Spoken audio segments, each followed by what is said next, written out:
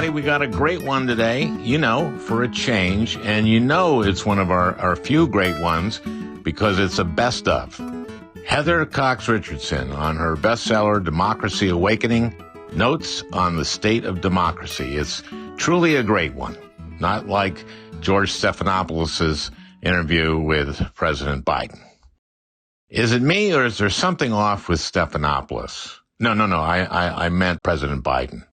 Toward the end, Stephanopoulos asked Biden how he'd feel if he lost to Trump, and Biden said something to the effect that he'd be okay with it if he'd known he'd done his best. No. Look, there are reporters who have met with people who have been with Biden have said, on the condition of anonymity, that these lapses were getting more frequent and more pronounced. Now, Biden denied that with Stephanopoulos, but it's clear that he wasn't being completely honest during the interview. For example, very early on, Stephanopoulos asked Biden if he'd watched the debate, and Biden said, quote, "I don't think I did, no. I don't think I did." I think he'd be pretty sure if he'd watched that thing or not. I don't think I did, no. I don't want to pile on. Biden's first term has been remarkably successful in terms of achievement, the largest infrastructure package since Eisenhower, nearly $400 billion investment in addressing climate change, the CHIPS bill, other stuff I can't remember. I'm getting these lapses too, and I'm only 73. The point is, he's 81, and these lapses are getting more frequent and more pronounced. There's another debate in September. Imagine if it happened again. Then it would be over, if it isn't over already. Yes, a lot can happen in 4 months. I'm not calling for Biden to drop out. If that sounds like a cop-out, fine. It's just that it's not up to me. It's up to Jeffries and Pelosi and Clyburn and Schumer and Coons and other senators and possibly Obama. This is pretty heavy stuff. The alternatives are not great, but Biden getting a participation trophy on November 6th is not going to make a second Trump administration any less disastrous. Well, we've got a great one today, for a change. Heather Cox Richardson.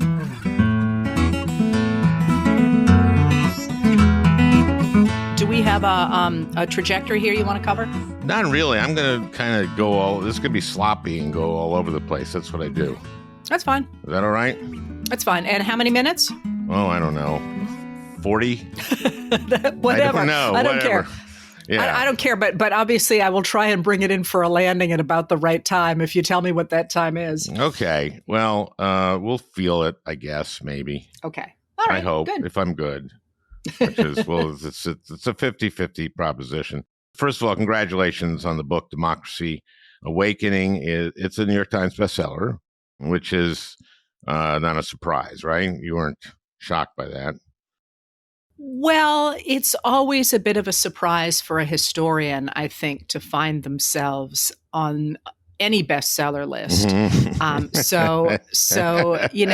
And as a writer, you never know if what you've written is any good. And this book is no exception. I repeatedly told my agent we should pull it because it wasn't worth publishing. So I think that's just part of the hazards of the trade. You must have a team that reads your stuff and says, no, this is great.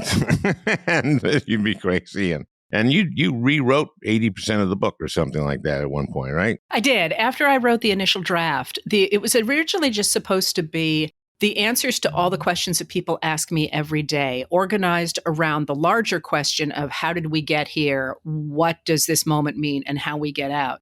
And I wrote all the chapters and I sort of threw them into a file and I didn't look back because I was doing so much other stuff. I knew if I started to look back and rewrite as I went, I would simply never get out. So when I did go back to reread the entire manuscript after taking a break of about 3 or 4 months, it told me a very different story than I expected it to, which, by the way, is really cool and is something much like being a teacher where, you can teach people a bunch of stuff, but then they take those ideas and they create something new. And it felt like that's what the book did, because when I went back to it, what I saw was the story of how authoritarians can use language and history to destabilize and then destroy democracy, then how they can turn that into a movement. But crucially, that gave me the final piece of the book, the final third of the book, which I think is by far the most interesting, which is how you reclaim democracy, turning those tools on their head. So yeah, it ended up being entirely rewritten. And yes, I do have people who read my work. One poor, long-suffering friend who I feel like he probably just has a template that says, yes, Heather, it's a book. But then I also have a woman who reads me now who has just an absolutely unerring eye for what people are going to want to read and what they are not going to want to read. And she early on said, yeah, it's good. I want to get into the substance of the book. And you write in your introduction, the key to authoritarians is their use of language and false history. Right now, you're saying, I've heard you say that we're in a knife's edge coming up in this period right now because, we got Trump, right? And Trump-like figures. I mean, one of the things I think it's important to remember is that Trump is not going to live forever, but he has created a template for other people to step in. And if you look at the 2025 project, it is not directed specifically to Trump. It's directed to Trump or a Trump-like figure. In Democracy Awakening, we keep seeing patterns. And as a nation, we have periods where we lurch forward and lurch backward and lurch forward and lurch backward. Now appears to be a precarious moment, right?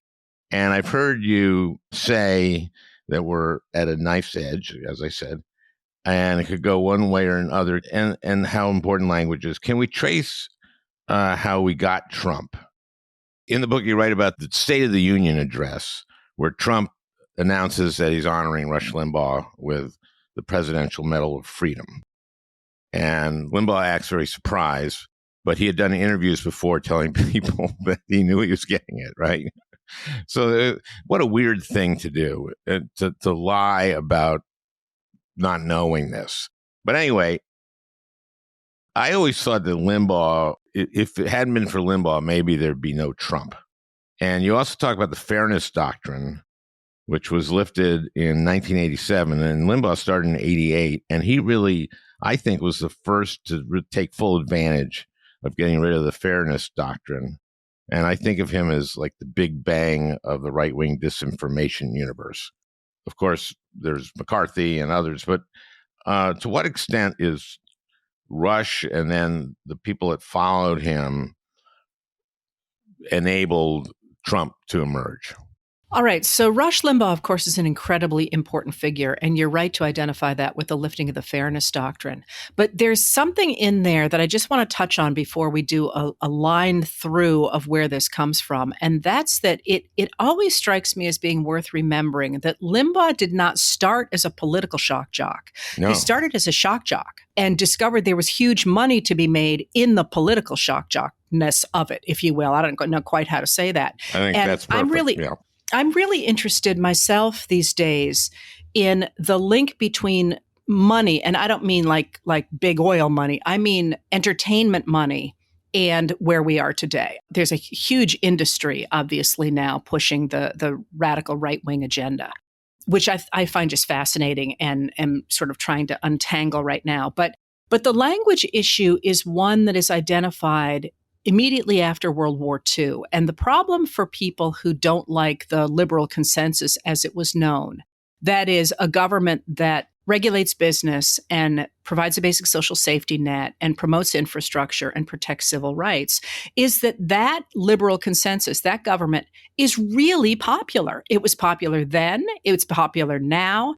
And the business people, especially who wanted to get rid of the idea of government regulation, recognize that if they continued to try and make their argument that they should go back to the days before the New Deal, as it was known, people weren't going to vote for it. So by 1951, William F. Buckley Jr. has written God and Man at Yale, or The Superstition of Academic Freedom. in which he says, we can't keep arguing things based on, if you will, a reality-based community, although that's a much later term. We need simply to start from the point that you must have Christianity and you must have the free market economy. From that, then we can begin to talk about political economy, but we can't argue those things. Those need to be taken as if they were like the 10 Commandments, right? That has to be the bottom line. So from the very beginning of the 1950s, there was a concerted effort to use language in such a way that it tore apart what was this consensus among Americans, both Democrats and Republicans. Because it was a consensus coming out of World War II, where Republicans were, on board for investing in infrastructure, regulating the economy to protect people, having a safety net, all that kind of thing was there was a consensus between Republican and Democrats at that time. Absolutely. I mean, this is the New Deal coming out of 1933 with Franklin Delano Roosevelt, a Democrat, but it's really expanded, especially into civil rights, by Eisenhower in the 1950s to protect, because it was really the Republicans at that point that stood for civil rights, much more than the Democrats who had their racist Southern wing to contend with. So this is a really popular idea. And Eisenhower sent the troops to Little Rock to uphold Brown. Right, in 1957 to integrate Little Rock Central High School. But so how do you get rid of an idea that is that incredibly popular? And I do want to point out that this is still popular. The liberal consensus is still popular. If you look, for example, at the number of people who want to have basic gun safety regulations, the statistics and the polls show that it's over 80% of us. Similarly, people who want to protect abortion rights. These are really high numbers in both parties. But the polarization that has convinced a political minority, because they are a political minority, that they must essentially overturn democracy to get their way, really has been a question of using the right kind of stories, the right kind of language. And you identified Rush Limbaugh, although the pieces were all there before he began to broadcast, and they certainly went on to steroids after the Fox News Channel began in, I think it was 1996. Right. The idea that there are good Americans who want to do everything for themselves and not, rely on the government for anything. And then on the other hand, there are those people. And those people are people of color, Black people, women who want to work outside the home and want to have abortion rights, people who are looking for the government to protect basic civil rights. And those people, because their larger government will take tax dollars to enforce the kind of regulations and the kind of laws that the people want, will be redistributing wealth from taxpayers to what in this formulation are non-taxpayers. And therefore, it is a form of socialism or communism to let these people have voices. And there's a much deeper history to that reaches back to the period after the Civil War. That formula, the idea that having a government that regulates business or protects civil rights is socialism, is one that was an incredibly powerful... Well, now it's communism, too. I mean, right. Yes, the language has been upped. The ante has been upped. Well, and Trump, when he posts on social media talking about how the leftist Marxists are trying to go after him, it's like, really? Like, what does that even look like in the 21st century? Remember, he said this. He said, this is at his Veterans Day speech. We pledge to you that we will root out the communists, Marxists, then he puts fascists, and the radical left thugs that live like vermin within the confines of our country, that lie and steal and cheat on elections. That was quite a sentence. Well, right. And that's one of the things that historians really focused on, because we know, and I could just sit here and reel off studies for you, that when people use language of bugs or rodents, that's a really huge red flag that you're moving closer and closer to dehumanizing your opponents in such a way that your supporters will feel comfortable taking that to the next step. Yeah, well, vermin has been used by fascists for a long time, including Hitler. What do you do with insects? You exterminate them. I mean, there's a reason you use that language. Well, now I want to ask you about, you were talking about Rush, and then I was thinking about Breitbart and Alex Jones And of course, Bannon, who said, we're going to flood the zone with shit.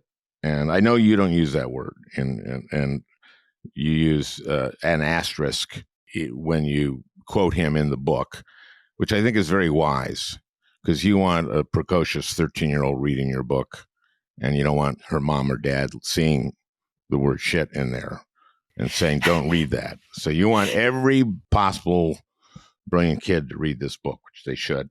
You write about the alternative facts moment, which was one that I saw live, I think. And it was Kellyanne Conway talking to Chuck Todd on Meet the Press or something, 2 days after Trump's inaugural. Trump had sent Sean Spicer out to say that that Trump's crowd was bigger than either of Obama's inaugurations, which was not true. And it was demonstrably not true. Oh, easily demonstrably not true, including aerial footage of all these different three inaugurals. And I laughed when I heard alternative facts. I thought it was ridiculous. But then I started to put it together with what Trump had said, fake news a lot, right? And I thought, like, oh my God, fake news and alternative facts.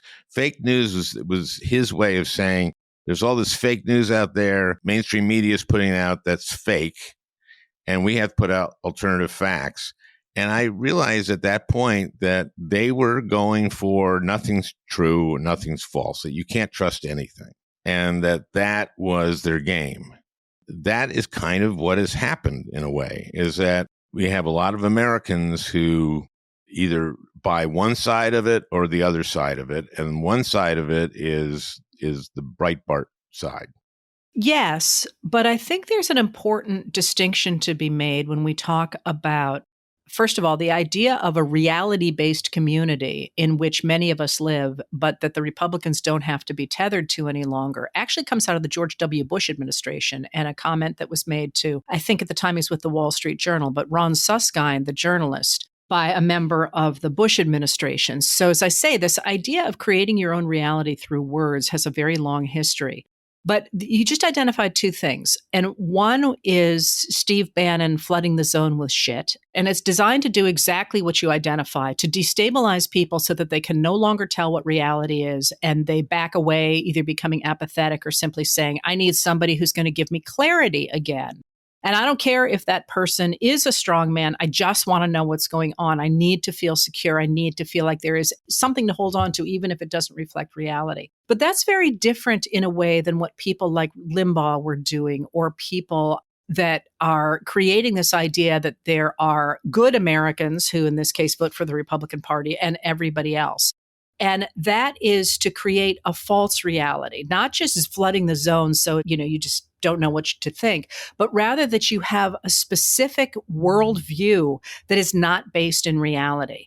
And that distinction really matters, because this goes to a larger political project. Well, I'm not sure I understand that, because it feels to me that putting out a false reality is the same thing, because the false reality is the reality that basically argues for what Limbaugh is arguing for. Those are the parts of the reality that are put out there. Ultimately, the goal is the same, but there is a difference between throwing out just everything on the table. So truth, lies, stories that don't matter, just so much stuff that's coming at you all the time, you back away, versus a very clear narrative that says this is how you should think. They work together, but they are actually they are separate techniques. And the reason that I'm emphasizing that that's there is because this is part of a political project that was articulated out of Russian political thinkers, although I have my suspicions that actually there was at least one American deeply involved in them. And that is a system for overturning democracy through a series of actions. And they have 5 primary actions, and those are 2 of them, flooding the zone with shit and creating a false reality. But there are others as well. There's the idea of running fake candidates who switch parties after they're elected, and running candidates who have the same name as your opponent's name, so you split their votes. Now, we've seen both of those things in the last several years, especially coming out of Florida, but also you have to look at a couple of other states on that as well. There's a number of techniques that one uses. And actually, the top one on the list that we don't talk about in the United States, although we have seen these techniques employed in other countries like Ukraine and Belarus, for example, when Russia was trying to take control of those former Soviet republics. The top one on the list is blackmail, which I think is really interesting because I suspect that if we dug deep, we would find that has been employed here as well. But the idea is to create a fake reality that people come to believe. They don't just back away and say, whatever, give me a strong man. They come to believe things that are not true. And they are wedded to those things. They no longer are willing to accept reality anymore. That is their reality. And therefore, they are willing to vote because remember, this whole idea is how you overturn a democracy without tanks and without guns. How do you get people to vote away their democracy, which makes no sense at all? The way you do that is you convince them of something, of a narrative that is not true. And they are willing to vote for a narrative that is not true and to vote away their own rights and put a dictator in place. And that political project is one that we have seen in other countries. We certainly are seeing it in the United States. But one of the things that fascinates me is what happens if that begins to work and it looks like everything's going well. Say, for example, you managed to put Donald Trump in the presidency in 2016, and it looks very much as if he is going to turn the United States into a dictatorship. What happens once people figure that out? What do? Do they say, okay, this is fine, we'll live this way? Or do they use those same tools to restore democracy?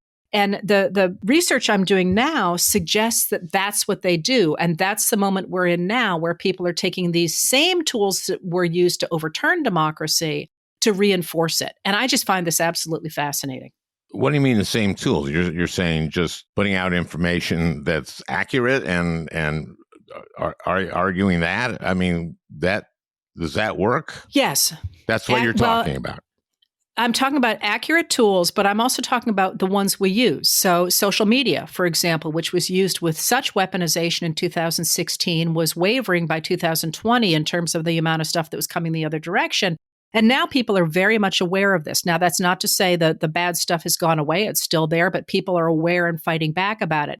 But more importantly, I think, for me, as essentially a storyteller, people who care about democracy are defending it. They're stepping up to the plate and they're saying, wait a minute here, we're not going to turn all of our media over to the airwaves that talk about the individual fighting against this empire that's crushing them, that very powerful image that Republicans have used since the 1950s and that really took off in the 1980s under Ronald Reagan, by the way, right after Star Wars in 1977 made it, a global hit. But that we're talking about community and about caring for each other and about what it means to defend democracy and why those things matter. I think one of the huge turning points in the United States over the last 5 years was Alexander Vindman standing up on the floor of Congress and saying, here, right matters, because that's one of the first times I had heard that publicly articulated since really the 1960, when there's a big change in American political campaigns. And Volodymyr Zelensky saying, I don't need a ride, I need ammunition. Those were game changers in the way that people thought about democracy. I just think that our side saying the truth and their side lying, I do think that there's just about 70% of their side completely buys everything he says, right? I say that because 70% of Republicans who say they're going to vote believe that he won the election. So the only caveat I would put there is, again, I'm going to pull on political scientists here, what they will tell you when you have the rise of a powerful right-wing reactionary movement. The number of people who are essentially in a cult, that is, they cannot be budged, is between 20 and 30%. So that's not to say that 70% of Republicans don't believe there were problems with the election. That doesn't mean that they wouldn't vote for him. But I'm drawing the distinction that for that 20 to 30%, he could shoot somebody on Fifth Avenue. And wouldn't lose their vote, but he'd be indicted. And they would be convinced that it is a political indictment. Right, exactly. Can you believe we're talking about this in the United States of America? Well, it's hard to believe that Trump exists in a way, but I'm just trying to find what the predicates were, and it is Buckley and it is Reagan and it is this guy. This is the guy you talked about who talked to Ron Suskind. It was Ron Suskind. Yeah. Okay, he said that Suskind's worldview was obsolete. That's not the way the world works anymore. We are an empire now, and when we act, we create our own reality. And while you're studying that reality judiciously as you will, we'll act again, creating other new realities which you can study too. And that's how things will sort out. We're history's actors, and you all will be left to just study what we do. What a jerk.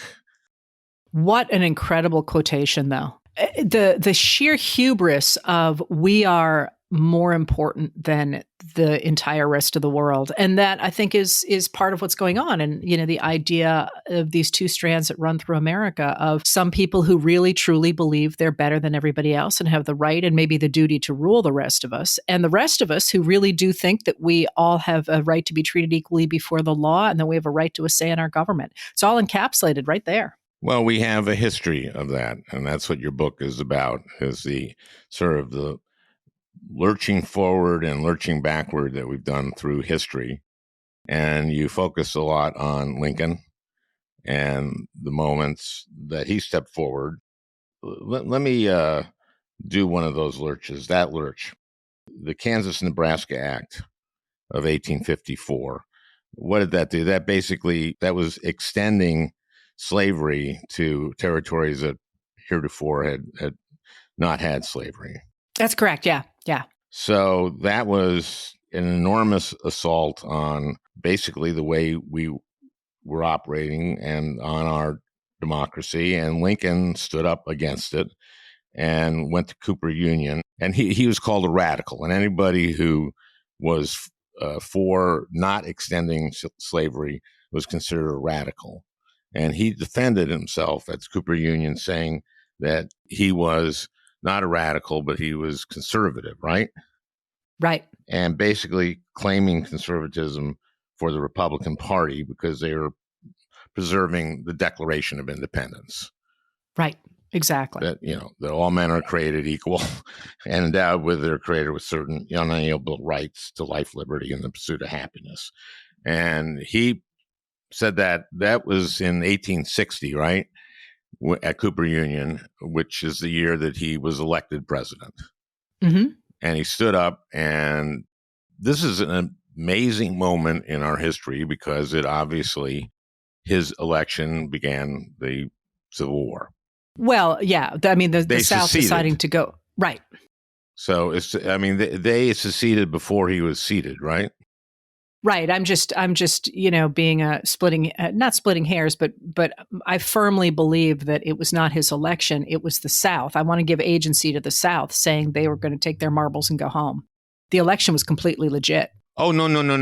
Of course. The legitimate election caused the South to secede because they wanted slavery. Although just a sort of a historical footnote here that I think is interesting, that a number of the southern states didn't even put the Republicans on the ballot that year. So he won a plurality nonetheless, even though the South didn't even bother to put him on the ballot. Is that right? Yeah. Also, another little thing that I think really matters here is that the Kansas-Nebraska Act, by enabling the elite Southern enslavers to take their then human property into those lands that had been declared free under the Missouri Compromise of 1820, that really matters because it's not just about, hey, we don't think this is a good idea to have enslavement spread because it will hurt the ability of average white workers men to be able to go out and take up land because they won't be able to compete. Really important to remember that would mean that all the new states that came in the West would be slave states. So the only thing that was holding back the elite Southern enslavers from taking over the entire country in the 1850s was that the North held the House of Representatives because it had so many more people than the South did. If you could have added a whole bunch of Southern states, as the Kansas-Nebraska Act would have allowed, those Western states would work with the Southern states to overawe the House of Representatives and the power of the North there. And the entire United States would have become a slave country. And the South was quite articulate about that was their goal. So it wasn't just, hey, I don't like this law. It was more, of course, we're going to get rid of American democracy altogether. So when Lincoln talks about the United States being the last best hope of Earth for democracy, he's not messing around. This is not just rhetoric. He's saying, we really need to protect democracy against an oligarchy that wants to destroy it. And that's the issue that Americans get behind, in the North, get behind to prosecute this war. Right. And that's why your comment about Lincoln repurposing the word conservative and reclaiming it for the idea of the Declaration of Independence is so incredibly powerful. And actually why I start with that is because, once again, this is an issue of using language in such a way that it defines what this country is. And just that one use of the word conservative, I wanted to start with that in the book because, of course, today's radical right wing, and they are radical, they want to destroy our country, is not conservative. Conservative sounds kind of like, oh, we're the ones protecting the past. And that's exactly what the elite enslavers said. And Lincoln stepped up and said, no, you don't. You're trying to get rid of democracy and take it all over for yourselves. We're the ones who are conservative because we're the ones who are defending the, equality before the law and access to the ballot. And, sometimes I describe myself as a Lincoln conservative, and that, people always look really askance at me. And I'm like, no. Everything I stand for is traditional America. Everything they stand for is radical. So let's go with traditional America. Yeah, and I think people confuse this because Lincoln was liberal as well in the kind of parlance that we think. I mean, he did homesteads. I mean, he did a lot of great things that you would associate with, the government doing stuff for people. I mean, he did homesteads. He did land grant colleges. Let's talk about how you define these terms. But I mean, you say in your book that Lincoln would have done a lot of the liberal things in the 20th century and post World War II liberal things, right?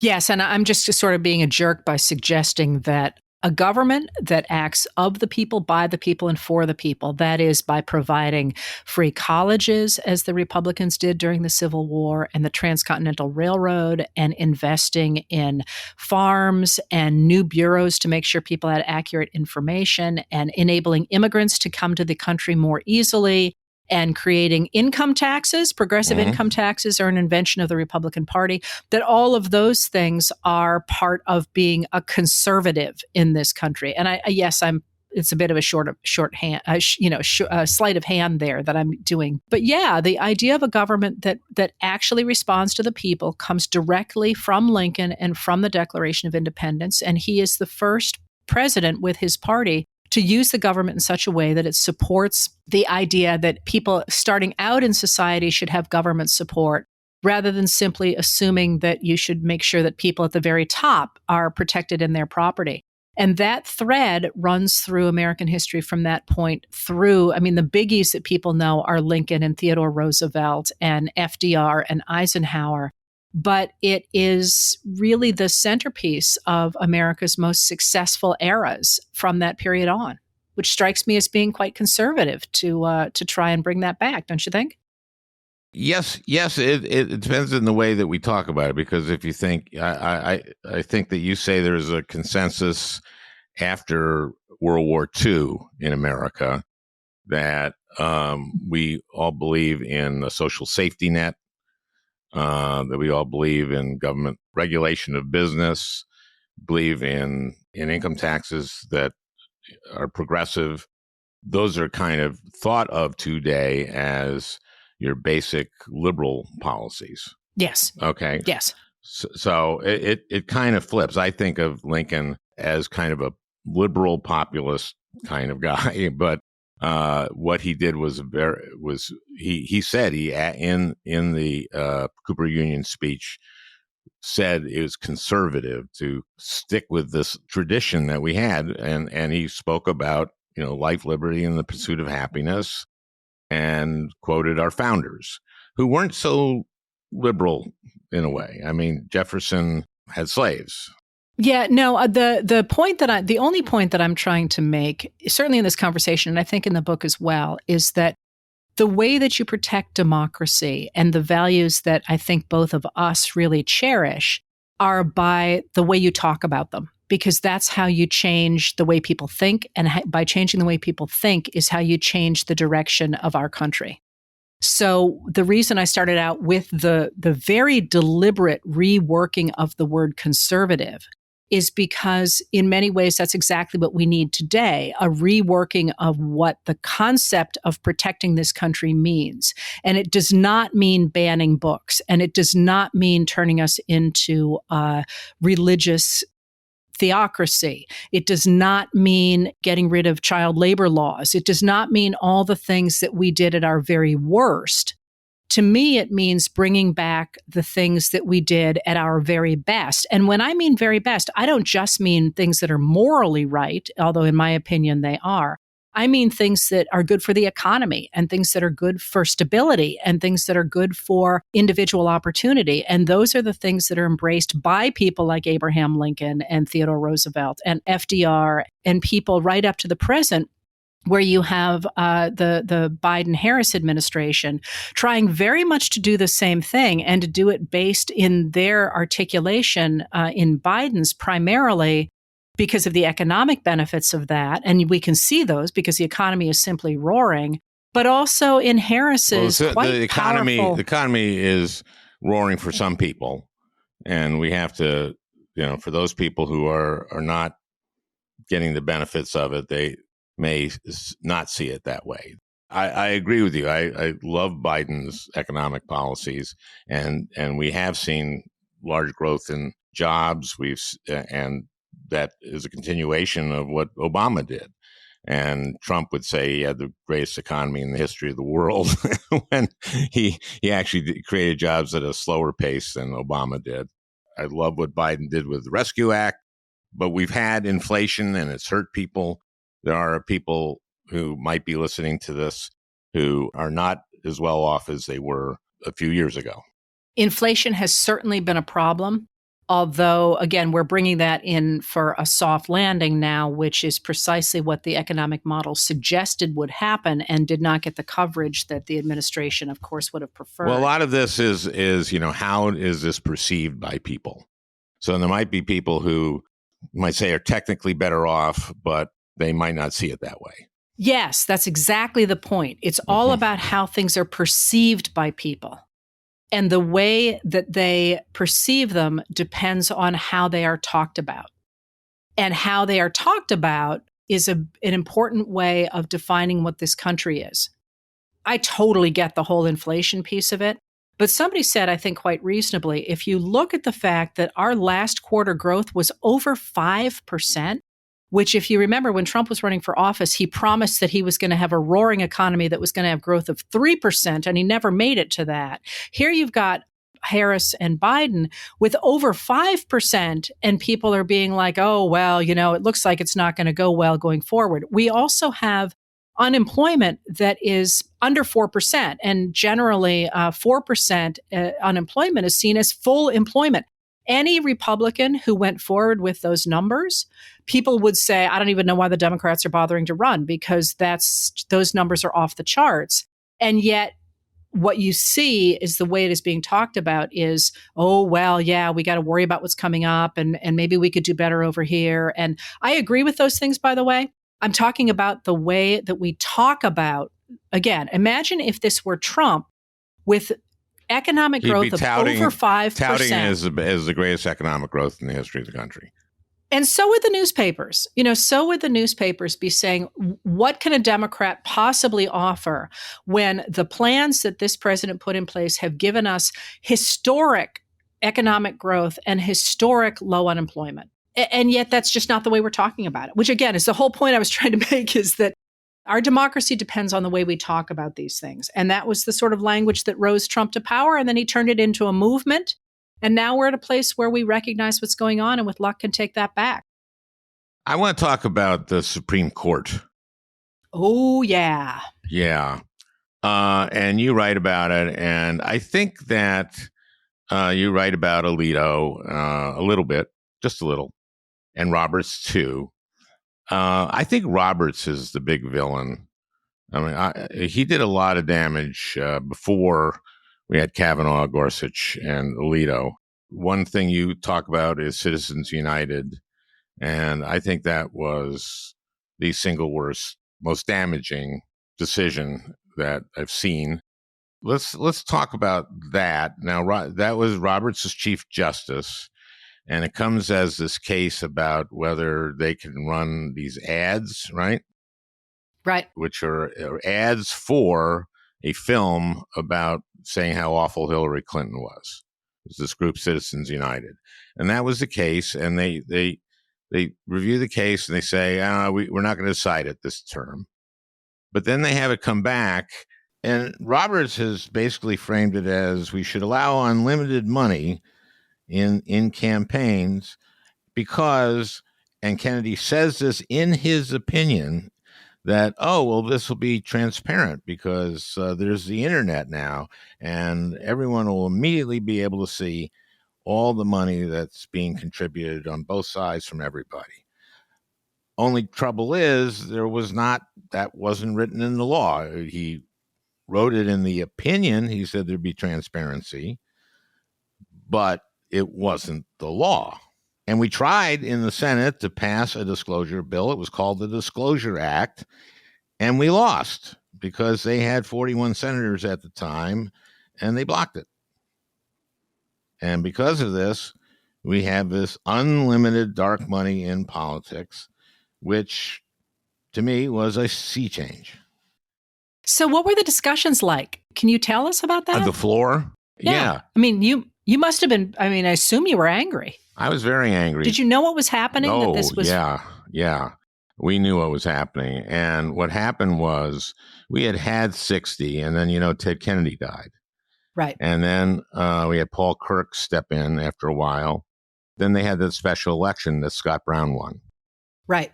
So now they have 41 and can block us. You remember McCain-Feingold? Oh, yeah. Okay, so McCain-Feingold passed in 2002. That limited the amount of money in campaigns. And there were a number of Republicans who said, "Oh, we don't need a limit. We just need disclosure. Yeah. Sunshine's the greatest disinfectant."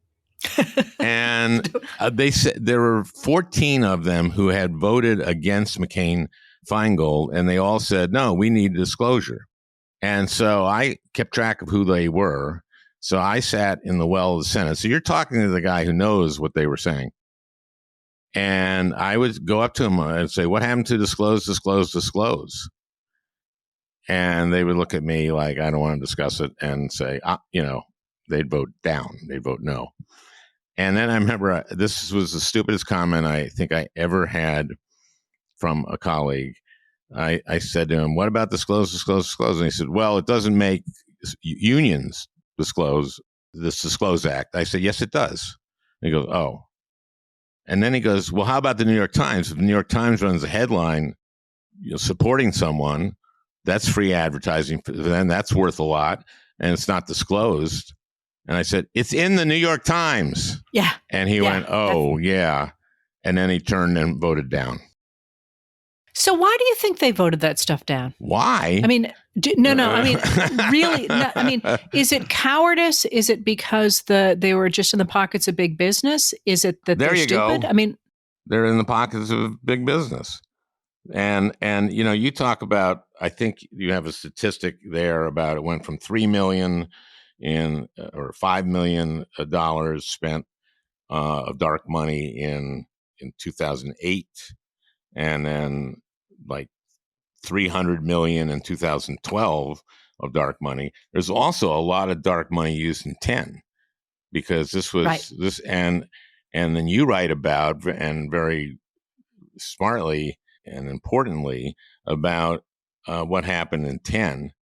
It was a year in which there was a census year, so that meant they could do redistricting. And 10 was a horrible election for Democrats and a great one for Republicans, and they picked up all these seats. It was because the Affordable Care Act was lied about. We lost elections in 10 and 14 and 16, I would say, because of the Affordable Care Act. And in 12, we didn't discuss it very much because it was not a good issue for us. And then when McCain did the thumbs down on their horrible, horrible replacement for it, people saw what Republicans would have done, and they saw the benefits of the Affordable Care Act. So in 18, there was this amazing sweep that we had. But until then, we paid a price for the Affordable Care Act politically. Well, so one of the things that talking about the Supreme Court that always strikes me is if you step back and you look at Roberts and the Roberts Court, Roberts really built his career on trying to get rid of the Voting Rights Act of 1965. Well, then he accomplished that. Well, exactly. And so you get 2008 and Obama's election, and then 2010, you get Citizens United, which says, yeah, we can flood the zone with, all this dark money advertising. And then in 2013, you get Shelby versus Holder, which begins to gut the Voting Rights Act. And of course, that's just gotten worse and worse. And again, I think that comes down to this idea that the government should not actually work for the people. It should work for a very few wealthy individuals who are better than the rest of us and have the right to, and as I say, maybe the duty to run everything and cut us out of it. And that longer project of getting rid of the Voting Rights Act of 1965 and making sure that a very few people with a lot of money can run things seems to me to be the through line of the Supreme Court that we've got now. Although abortion's really, that Dobbs decision has really been a game changer. Yeah, and that seemed to me like Roberts, who I find to be incredibly smart and crafty, maybe didn't want Dobbs in the form that it was. He ultimately, I think, voted for it, but I think he wanted to have some ability to have an abortion at a certain stage. But no, Robert, you write about Powell's memo to Justice Powell, who wrote that memo for the Chamber of Commerce. In 1971, yeah. Yeah, and he became a member of the court. And there's been 5-4, 5-4, 5-4, 5-4 decisions for corporations all throughout the Roberts Court and before that favored corporate America and will continue to with this Sixth Circuit Court.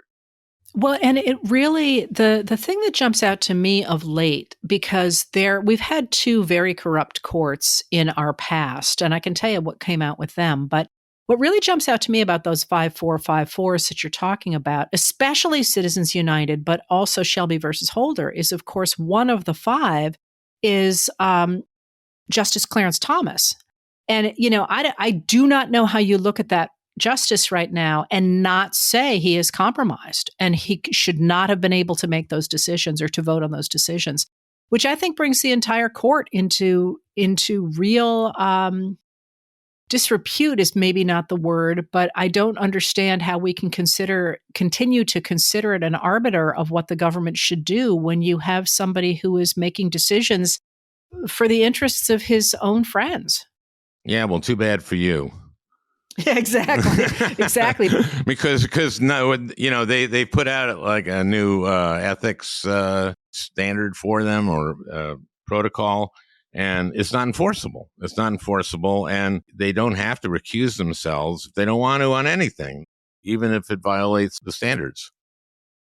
Yeah, I was going to say that, and $5 will get you a cup of coffee at Starbucks, right?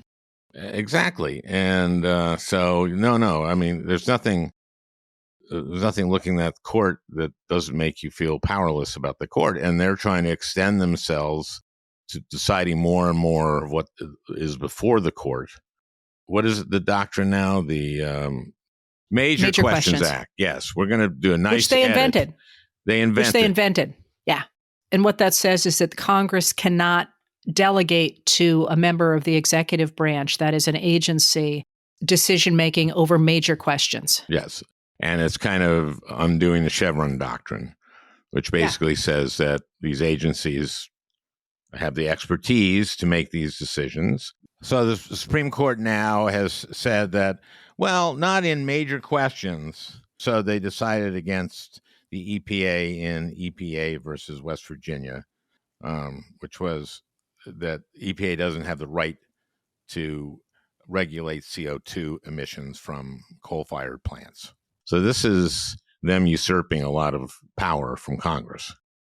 Yeah, it's really astonishing because Congress is pretty clear about what they were going to do. And now they're saying, no, no, no, no, no, you can't do that.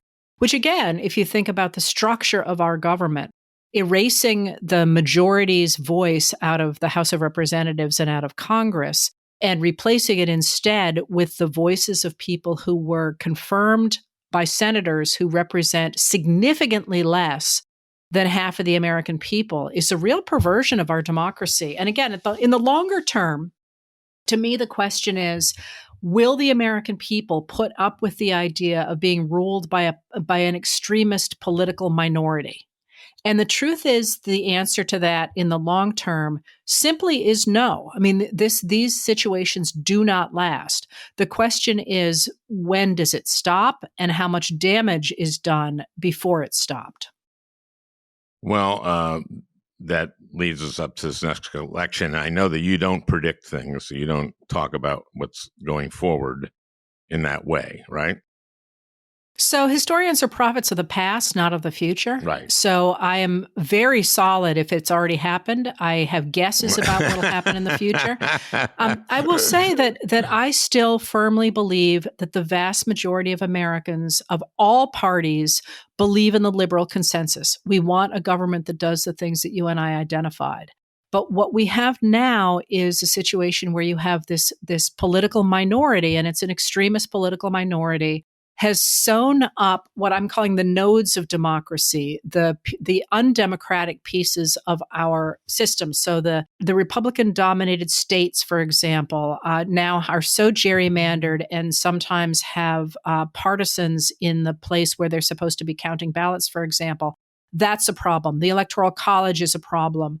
They're in places where they're able to suppress votes or to make votes in favor of that liberal consensus not count as much as the votes of extremists.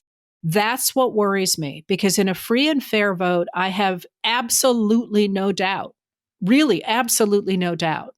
And that's based not just on some like, oh, I have faith in this. It's based literally on the polls, all the polls that talk about what Americans want. I have no doubt that Americans would vote for a government that would protect democracy and would protect the liberal consensus. But in this moment in which these extremists have sewn up so many pieces of the actual mechanics of our democracy, that's what keeps me up at night. And that's what was so toxic about Shelby County, which Shelby County overturned the Justice Department reviewing any change in elections. Election law in all these places that formerly were prejudiced and biased against black and other, voters who would vote Democrat, right? Well, that and the Supreme Court's decision that it was not going to review partisan gerrymandering, that belonged to the states. And then when you threw it back to the states, then, of course, the Republicans can dominate the state courts and say, oh, no, it's perfectly fine with us that the state has been so gerrymandered, like North Carolina, for example, where the Democrats simply can't win. That's not democracy. And that's a real problem because right now lawyers are finding ways to challenge those decisions because they are not democratic decisions. But the tools for the federal government to say, hey, no, you really can't make it so that even though you're a 50-50 state, the Republicans win, 74% of the seats. Losing that tool is a really, really big deal. And a lot of that happened in 2010 after, the first dark money's in the election. Republicans win the states because the Affordable Care Act has been so lied about and so unpopular at that point. And we take states like Ohio and Wisconsin and Pennsylvania and Michigan, and those states are just gerrymandered up the wazoo. And they still are, or at least Wisconsin is, and Ohio is become a Republican state. So that and the Voting Rights Act have have had an enormous impact, and I blame Roberts. So there. Well, this has been great. Yeah, it's so much fun to get in the weeds on this stuff because, those of us who care about the details, there are maybe not that many of us. And it's a pleasure to get to talk to somebody who was there and can tell us what it was like. Yeah. I'll never forget him saying, well, the New York Times doesn't have to disclose. Yes, exactly. Thank you so much, Heather. Super. It's a real pleasure. If I can ever do anything useful, let me know. And I'm always happy to do these. Well, you do something useful. You don't work hard enough, though. I think that you got to start taking your extra time and do something with it. Do you know, honestly, that's part of being a historian. I look at how close we are to losing something that so many people have fought so hard for so long. And if it means that I'm a little short on sleep for a while, it's a small enough price to pay. So, I hope that we sweep everything in 2024 so I can just sit in my kayak and eat M&Ms. But until then, if it means that I work a little bit too hard, I'm happy to do it. Well, thank you. We all thank you for that. And it's a gift. Well, I hope you enjoyed listening. That beautiful music is by Leo Kottke, the great Leo Kottke. I want to thank Peter Ogburn for producing this podcast. We'll talk again next week.